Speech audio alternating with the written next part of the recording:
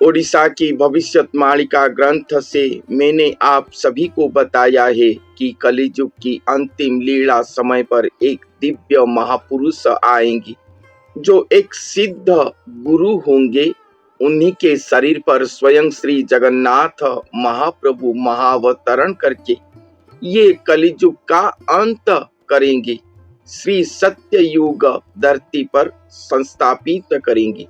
प्रत्यक्ष श्री गुरु के द्वारा पूरे ब्रह्मांड शासित होगा, पूरा विश्व शासित होगा। मतलब गुरु तत्व धरती पर दिखाई देगा। अभी भी गुरु तत्व धरती पर है। अनेक गुरु सृष्टि हुए हैं, अनेक सद्गुरु सृष्टि हुए हैं, जो सद्गुरु मायातीत पुरुष होकर, भगवत शक्ति धारक वाहक होकर, धरती पर साक्षात भगवान स्वरूप होकर शिष्यों को उद्धार किए। ये जितने भी सद्गुरु सृष्टि हुए हैं वो स्वयं भगवान के द्वारा स्वतंत्र प्रेरित आत्मा है, स्वतंत्र गुरु शक्तिधारी असाधारण व्यक्तित्व है। तो ये सब धरती पर सृष्टि होके भगवत शक्ति को धारण करते हुए साक्षात नारायण कहलाते हैं, साक्षात गुरु हरि कहलाते हैं। ये स्वयं नारायण नहीं बन जाते, स्वयं हरि नहीं बन जाते, साक्षात हरि है। इसीलिए वेद शास्त्र सभी कहते हैं कि गुरु को साक्षात विष्णु के रूप में पूजा करना चाहिए, स्वयं भगवान के रूप में पूजा करना चाहिए, साक्षात भगवान के रूप में। ये वेद शास्त्र सभी कहते हैं। जो सद्गुरु है वही है। यही गुरु तत्व आज तक धरती पर चला आ रहा है। मगर मैं जो बात बोलता हूँ, मैं जो भविष्यवाणिका ग्रंथ से आप सभी को वर्णन करके बता रहा हूँ, यहाँ पर जो मैं गुरु के बारे में बता रहा हूँ वो गुरु कोई स्वतंत्र प्रेरित आत्मा नहीं, वो स्वयं हरि है। एक सद्गुरु धरती पर जो सृष्टि होते हैं वो भगवत शक्ति धारक वाहक होने के बाद गुरु हरि कहलाते हैं। मगर जब हरि खुद धरती को गुरु स्वरूप में चले आएंगे, हरि खुद गुरु बन के आएंगे, गुरु साधन प्रक्रिया में जो स्वयं साधनरत होंगी, तब क्या होगा? ये जो गुरु पहले सृष्टि होते थे वो भगवत शक्तिधारी होते थे। मगर जब स्वयं भगवत, स्वयं हरि धरती पर गुरु स्वरूप में चले आते हैं, वहां पर उनके साथ स्वयं भगवान जोग होते हैं। स्वयं भगवान जो ये सचराचर ब्रह्मांड को सृष्टि करे हैं, ये सृष्टि आरंभ से पहले जो थे वही उनके साथ जोग होंगे।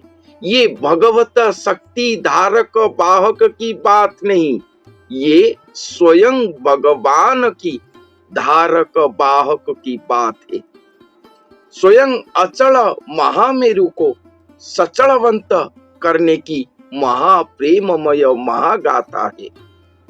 ये कथा, ये गाथा पहले कभी भी धरती पर सृष्टि नहीं हुआ था। ये पहली बार इस कलियुग की अंतिम समय में धरती पर दिखाई देगा। ये सद्गुरु नहीं, कोई सिद्ध गुरु नहीं, ये स्वयं श्री गुरु कहलाएंगे। श्री गुरु जो गुरु के साथ स्वयं श्रीत्व, स्वयं भगवान जोग हुए, वो श्री गुरु कहलाएंगे। जो श्री गुरु स्वरूप को ब्रह्मा विष्णु महेश्वर सभी हर क्षण ध्यान करते हैं, जो श्री गुरु को ध्यान करते हुए उन्हीं के निर्देश द्वारा ही श्री विष्णु पालन करते हैं, ब्रह्मा सर्जना करते हैं और स्वयं शिव संहार करते हैं। ये बात स्कंद पुराण में लिखा गया है। एक श्री गुरु गीता पुस्तक है, उसको आप पढ़ेंगे तो वहां पर आप जान पाएंगे वो श्री गुरु के बारे में। वहां पर बहुत सारे बातें लिखा गया है। तो ये श्री गुरु धरती पर आएंगे, मैं उनके बारे में बता रहा हूं। वो ही स्वयं हरि, स्वयं श्री कृष्ण प्रभु। जब उनका गुरु साधन प्रक्रिया संपूर्ण होगा तब वो स्वयं सृष्टिकर्ता भगवान को धारण कर चुके होंगे शरीर पर। इसीलिए उड़ीसा की भविष्यवाणिका ग्रंथ में लिखा गया है, कृष्ण जे पुरुष उत्तम नीलाद्रीनाथ भगवान, भविष्य श्री गुरु प्रमाण कहिली एथिरे निदान। मतलब जो कृष्ण है द्वापर में अवतारी पुरुष कहलाए थे, जो 10 अवतार के अंदर नहीं है, हम उन्हें स्वयं भगवान कहे थे। वो पुरुष उत्तम है, हम उन्हें पुरुषोत्तम के रूप में भी स्वीकार करें हैं, वेद शास्त्र सब कहते हैं, मगर नहीं, पुरुष उत्तम है। और स्वयं नीलाद्रीनाथ श्री जगन्नाथ महाप्रभु स्वयं भगवान, स्वयं सृष्टिकर्ता भगवान, यही कृष्ण जगन्नाथ तत्व धरती पर आएंगे, गुरु भगवान स्वरूप होकर आएंगे, जिसके कारण वो ही श्री गुरु कहलाएंगे धरती पर। सदगुरु नहीं, श्री गुरु कहलाएंगे। ये भविष्य में प्रमाणित होगा। और कहते हैं एकार्च्य महाकृष्ण प्रेम, कृष्ण श्री गुरु परम ब्रह्म। ये जो कार्य दिखाई देगा, ये जो महागाथा सृष्टि होगा, ये कार्य पर, ये महागाथा पर महाकृष्णमय महाप्रेम दिखाई देगा, जहां पर कृष्ण स्वयं श्री गुरु परम ब्रह्म होकर रहेंगे, जहां पर श्री कृष्ण प्रभु स्वयं श्री गुरु परम ब्रह्म होकर रहेंगे। जैसे गुरु नारायण प्रभु को स्मरण करते हुए गुरु हरि बनते हैं, उनके साथ हरि स्वयं नारायण जोग होकर रहते। यहाँ पर जो सृष्टि होगा, नवीनतम गाथा सृष्टि होगा, यहाँ पर कृष्ण स्वयं श्री गुरु परम ब्रह्म है, वो ही महाकृष्णमय महाप्रेम गाथा संसार पर सृष्टि करेंगे। स्वयं सृष्टिकर्ता भगवान, जिनको यहाँ पर महाकृष्ण के रूप में वर्णन किया गया है, उनको लेकर आएंगे अपने महाप्रेम पर। आरंभ करी एका पुत्र देखाओ जनरे विस्मित, ये उनको कहा गया है कि ये महागाथा जो आज तक धरती पर नहीं हुआ है, इसको आप आरंभ कीजिए और ये आरंभ करके सुप्रमाणित करते हुए जन समाज को विस्मित कर दीजिए, आश्चर्यचकित कर दीजिए। हे ये सुत लोक स्मृति लोक चरित महाप्रीति।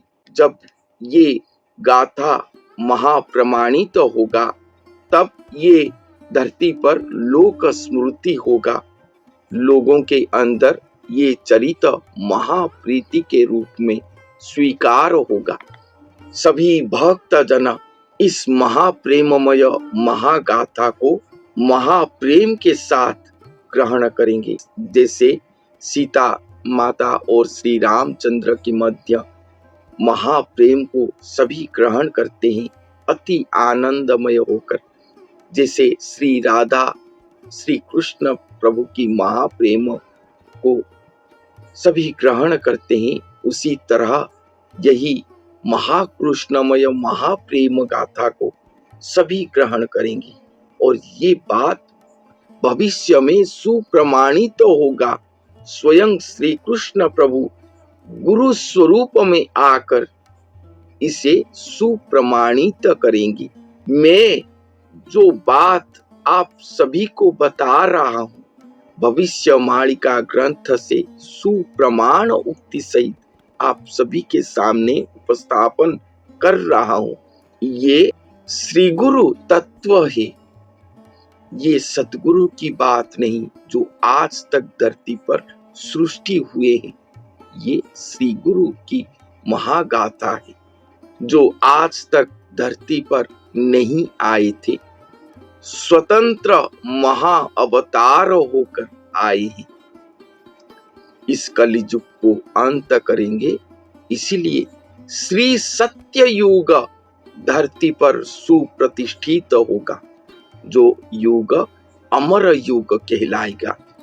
जैसे सत्य युग के बाद धर्म का अधोपतन होके त्रेता, द्वापर, कली, ऐसे चतुर्युग सृष्टि हुआ है, ऐसा नहीं होगा। इस युग में सत्य अक्षुण्ण अमर होकर रहेगा, इसीलिए ये श्री सत्य युग कहलाएगा।